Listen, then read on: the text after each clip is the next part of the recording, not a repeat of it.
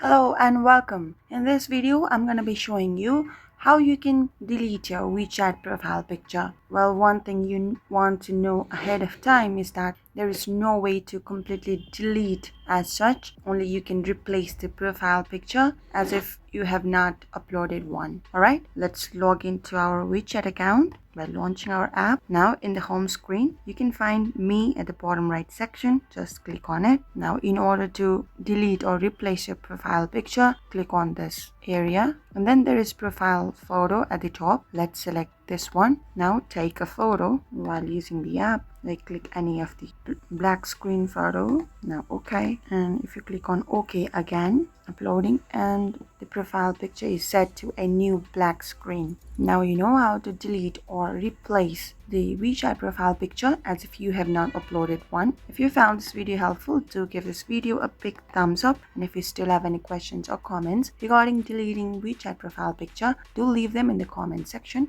We'll get back to you right away. Until next time, bye bye.